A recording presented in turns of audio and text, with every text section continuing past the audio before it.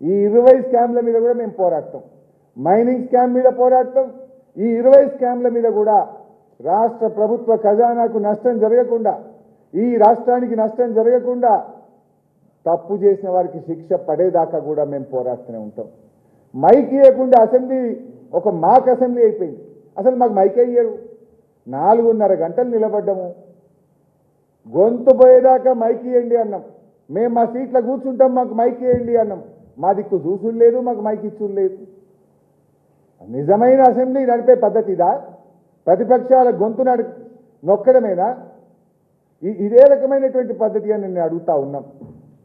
House committee అడిగితే తప్ప, ప్రజాధనం దుర్వినియోగం చేస్తుంటే మేము దాన్ని ప్రశ్నించడం తప్ప. ఇది ఎట్లుందంటే ముఖ్యమంత్రి గారికి ఒక భయం. పొంగులేటి గారికి ముఖ్యమంత్రి గారి మధ్య వాటాలు ఉంటాయి. ఏ ల్యాండ్ స్కామ్ జరిగినా 50-50, 30% తీసుకుంటారు ల్యాండ్ క్లియర్ చేయాలంటే.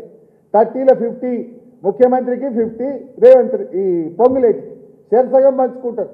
అందువల్ల ఆయనను ఈయన కాపాడుతాడు, ఈయన ఆయన కాపాడుతాడు. ఆయన మీద హౌస్ కమిటీ వేసే ధైర్యం ముఖ్యమంత్రికి లేదు. హౌస్ కమిటీ వేస్తే వీళ్ళ స్కామ్లన్నీ బయటకు పడతాయి, వీళ్ళ దందాలన్నీ బయటకు పడతాయి. ఎందుకంటే ఇవాళ ఆ రోజు ఏం చెప్పింది కాంగ్రెస్ పార్టీ?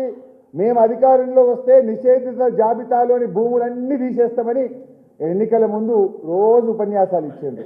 ఇవాళ ఏం చేసిండ్రు? 1 కోటి ఎకరాలు నిషేధిత భూములను నిషేధిత జాబితాలో పెట్టిండ్రు. 1 కోటి ఎకరాలు పెట్టింది. ఇవాళ ఏమైంది? సెటిల్మెంట్ అయితే తీసేసుడు, లేకపోతే పెట్టుడు. 1 కోటి ఎకరాలు పెట్టిండ్రు. దీని వెనుక ముఖ్యమంత్రి హస్తం ఉంది. ముఖ్యమంత్రి పొంగులేటి ఇద్దరు కలిసి కూడబలుకొనే ఇవాళ భూములు కొల్లగొడతా ఉన్నారు. పేదల రక్త మాంసాలు పీలుస్తా ఉన్నారు. త్వరలోనే ఇంకో భూ కుంభకోణం కూడా బయట పెట్టబోతున్నారు. వీళ్ళిద్దరు కలిసి ఏ రకంగా చేస్తున్నా కొన్ని వందల కుంభకోణాలు ఉన్నాయి.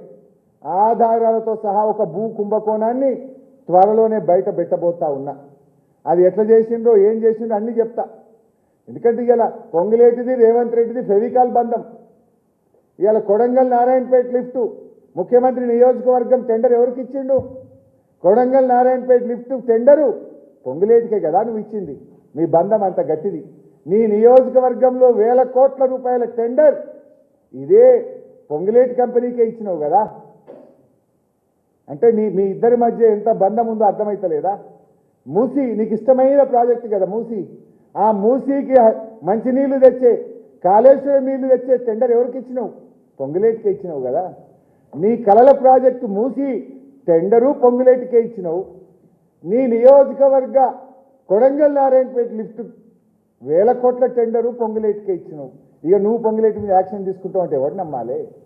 మీ ఇద్దరి మధ్య ఉన్న బంధం అంతా ఇంత కాదు కదా. అన్నీ తెలుసు. బయట పెట్టాం, ఇచ్చిపెట్టాం. ఇకపోతే ఏ తప్పు జరగలేదంటారు. ఏ తప్పు జరగకపోతే ఎందుకంత భయపడుతున్నారు? ఇవాళ ఇవి 2 లెటర్లు. మైనింగ్ డిపార్ట్మెంటు ఇది ఇల్లీగల్ క్రషర్, ఈ క్రషర్ను మూసివేయండి, ఈ క్రషర్ మీద చర్యలు తీసుకోండి అని మైనింగ్ డిపార్ట్మెంట్ పొల్యూషన్ కంట్రోల్ బోర్డుకు 8 నెలల కింద ఉత్తరం రాసింది.